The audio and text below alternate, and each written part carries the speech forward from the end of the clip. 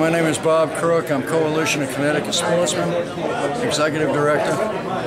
We probably had somewhere around 3,000 people come in and out of the building all day. The reason for it was to contact their legislators.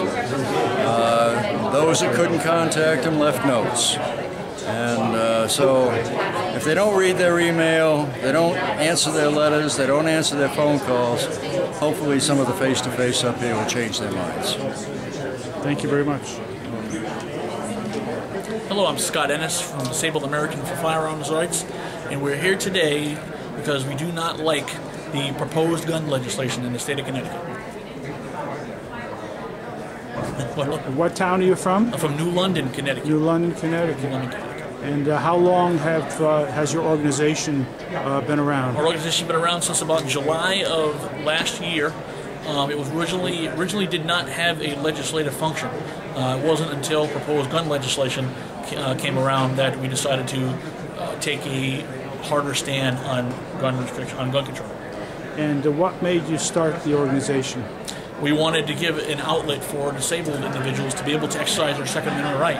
A lot of them want to exercise that right, but they don't know how to do it, or they don't have the means, or they might come up against roadblocks in order to exercise that right, or they might not be able to get a permit for one reason or another. We assist them with that. And if somebody wanted to get in touch with you or the organization, how would be the best way? The best way to do that would be to go to our website, which is www.dafr.org. That's dafr.org. All right. Well, thank you very much. Thank you. What we got here is our package that we've been delivering to various senators and representatives for the state of Connecticut.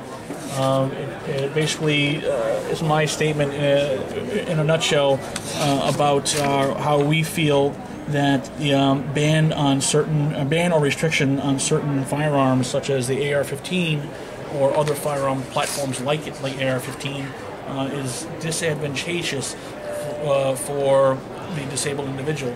Many people don't realize that it is sometimes, most of the time, the only firearm that someone with a severe disability can use, just because it's so adaptable, so adjustable, and so lightweight, low recoil. Those are things that someone with a disability is looking for. So if they were to ban this firearm, then they're essentially taking away their Second Amendment right.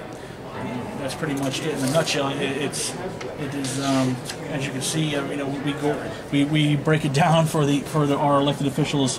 It's about as easy as you can be. There's the AR-15, the collapsible stock. It explains why it has a collapsible stock and what the advantages are for someone with a disability. Same thing with a pistol grip. Same thing with a forward vertical grip. Now it's 4 points of contact. That's what makes it more stable. Yes, it's the points of contact that make it more stable, but also the adjustability, the ability to add things like the forward grip, the ability to adjust the stock for the length of pull. Like myself personally, I have a hard time. I cannot flip my hand over. I just can't to hold a rifle like that. So I personally need a vertical forward grip. I have to have it.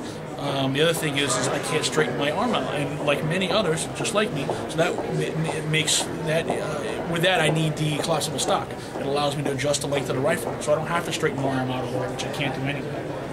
And I'm not the only one in this boat. There's tens of thousands of disabled Americans in the same exact boat I am. That's why we started this organization. And didn't they pass a law in the early 90s about for disabled people access to buildings, put ramps up and everything? Yes, that would be the ADA. Yes, the ADA law. And without getting too much into that, because it's a big debate right now, but yes, that is for just everything in general in life. They have to have certain things, ramps, and everything has to be accessible to handicapped or disabled individuals as well. Well, these are our rights. The Bill of Rights are our rights. So if I, as a disabled individual, need something that is adaptable so I can exercise that right, then I need to have that thing to be able to exercise that right. I mean, it's just common sense. They want to say common sense gun control. This is about as common sense as you can get. Okay, well, thank you. Thank you.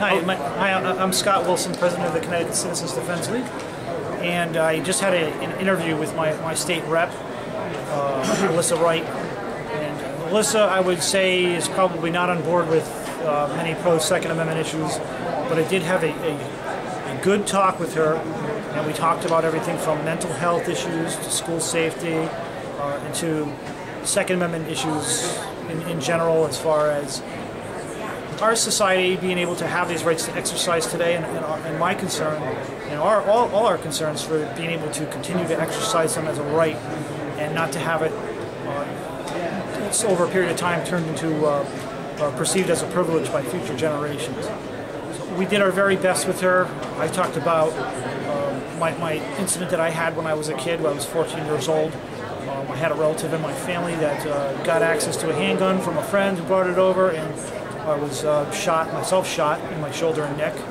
and nearly bled to death, and my right arm was paralyzed. So I was able to talk to her about those issues and how I got over my fear of firearms, and how I came to understand the constitutionality and the intent of the Second Amendment.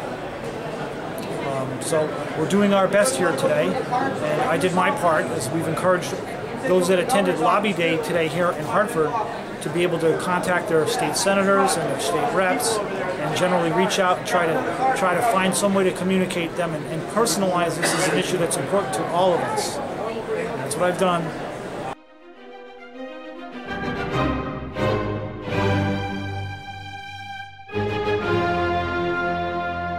My name is Lance Corporal Joshua Samuel Flashman. I grew up in Sandy Hook, Connecticut. I'm now residing in Stratford, Connecticut. I'm a retired Marine. I'm Infantry 0311. I got involved with CCDL because I'm worried about when my little brother comes home from the 82nd Airborne, I don't want the rights that he fought for to be taken away from him. And what's happening in Connecticut is reflective of what's happening in the rest of the country. So I'm getting involved with my home state to see if I can help impact things and prevent unconstitutional laws from passing. I spent my entire Marine Corps career, however brief, in the infantry. Like I said, I'm disability retired. I never met in my entire time in service, never once met a Marine or any other member of the military who is anti-gun or anti-Second Amendment. They all support the right to bear arms wholeheartedly. And I was actually talking with my brother on this on the phone the other day, that it is absolutely a joke that they would expect the U.S. military to enforce any sort of confiscation or anything like that, because they wouldn't enforce it. We're all oath keepers. We all put oath over orders, and that's the bottom line. And all the 187 legislators in this building have offices here, and the other state elected officials, they all took that similar oath. Yes, they did. Not the same one, but similar. And they all swore to uphold the Constitution, which includes the Second Amendment, whether they like it or not. And in Connecticut, they swore to uphold Article 1, Section 15, which says that every citizen has the right to bear arms in defense of himself and the state. Now, with this assault weapons ban coming up, that severely hinders the ability of Connecticut citizens to defend the state if they don't have access to battlefield-appropriate weaponry, like this assault weapons ban would take away from them, which is a serious constitutional conflict.